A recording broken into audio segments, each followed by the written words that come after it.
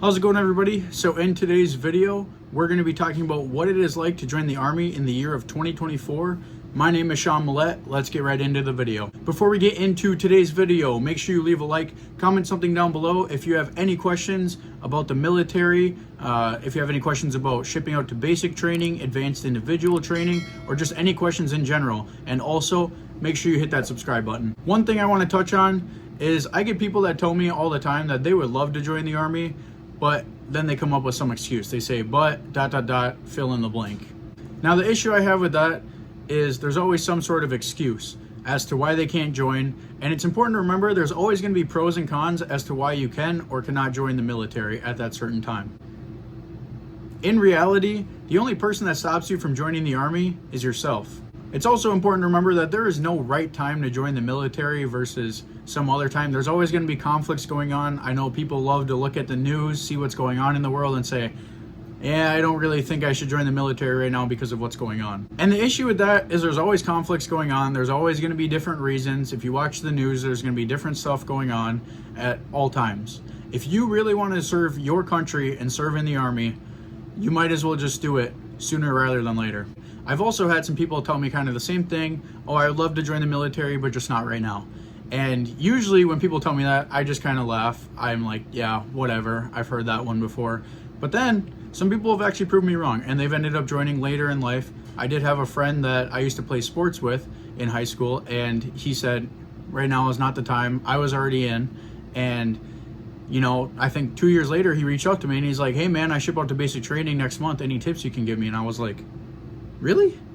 Like 2 years had gone by and I was like so certain. I was like, oh, this dude will never join. He proved me wrong. So congrats to him. He seems to be loving life now.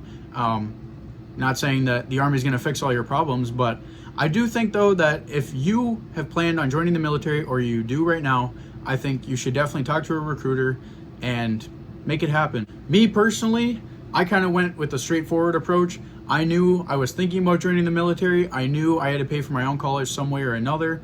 And I decided, why wait? Why not just start knocking out my time in service? If I'm going to sign a contract, I'm going to do it junior year of high school. And, you know, now I'm almost done with my bachelor's degree and I'm on the last 12 months of my contract. Whereas some people waited an entire year later until their senior year of high school when they were closer to graduating. And then they ended up signing a 4-year or a 6-year contract. And I mean, 4 years, they'd ultimately be out around the same time as me, but I'd have 2 more years of service. So I honestly think if you're thinking about it, just do it as soon as possible so you can start getting that time knocked out. And, you know, if you end up possibly retiring in the military, you can have that 20 years knocked out a lot sooner than some other people. Another topic I want to bring up is presidential candidates. We are in 2024 right now, and in a few months there will be a presidential election, and that's something to talk about because I know some people choose not to join the Army just because of who the president is. Keep in mind, there's going to be multiple presidential terms that happen over the course of your military career, especially if you end up doing a full 20 years of service. I want to give a quick shout out to Ben Allen. He is another Army content creator who talks about some of the similar topics, and he kind of mentioned this in his video.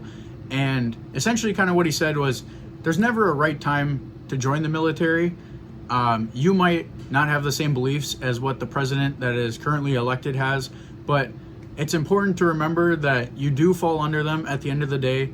And again, those presidents will change probably a handful of times throughout your military career and your Army career.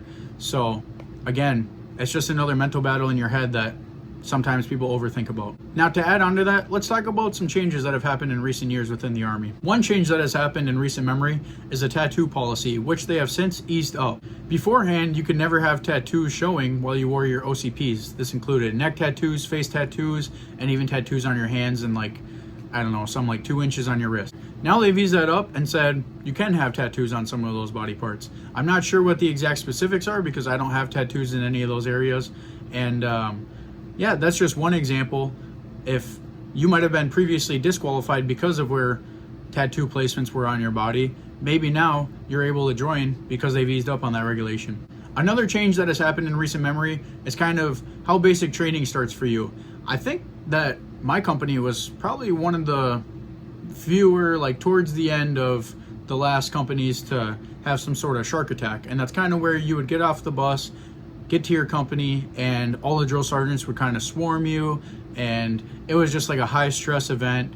You were brand new to the company. It was right after reception, and that used to cause a lot of people to be really stressed out. And I mean, they've since changed that. I think they call it the first 10 yards now, and they have a little more of a introductory way of getting into basic training. I know they've eased up a lot of their regulations, so if anything, I've heard that basic training is much easier to go through now. So if that was something you were worried about in the past, just know that changes have been made. And honestly, the Army is not designed for you to fail. The Army is designed to make you a better person and a better team member. The Army Combat Fitness Test, the ACFT, has since replaced the APFT. That change happened a couple of years ago. At basic training, we did the APFT, which consisted of a 2-mile run, push-ups, and sit-ups. Now the Army has shifted over a couple of years ago to the ACFT, which consists of 6 events, and a lot of people like to say that it is easier to pass but harder to max. Moving along, there's also been changes in recent years to the IWQ, which is the Individual Weapons Qualification. The new IWQ requires you to become a little more familiar with changing your magazines and some more movement between the positions. This is very important because if you're on some sort of deployment, I mean, it's a little more of a realistic scenario. You're going to be moving, you're going to be running out of ammo, having to change your magazines. So I think this is a very good change that has came in recent years. The old IWQ used to be just prone supported, prone unsupported, and kneeling. Now you start your first shot at a standing position, and then you drop down, and throughout various points throughout your IWQ, you also have to perform mag changes. Me personally, I don't know, I'm probably not the only one. I do think that this one is a little more difficult. However, if I was going to get deployed today versus a few years ago, I would say I'm a lot more confident in my ability to shoot my rifle, to perform a magazine change, whereas those weren't quite issues that were being addressed in the old IWQ. So to wrap things up, at the end of the day, I mean, they have made changes to a lot of things in recent years. And if anything, the Army is designed to help you become a better soldier, help you become more prepared. And so I think there's never been a better time to join the military. Again, I just want to say, you're really your worst enemy when it comes to this. You're always going to have issues going on in life. There's always going to be pros to why you should join and cons to why you should join.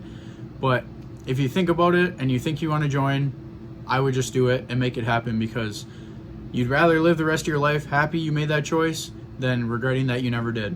Thank you guys all for watching today's video. My name is Sean Millett. Have a great rest of your day. Peace.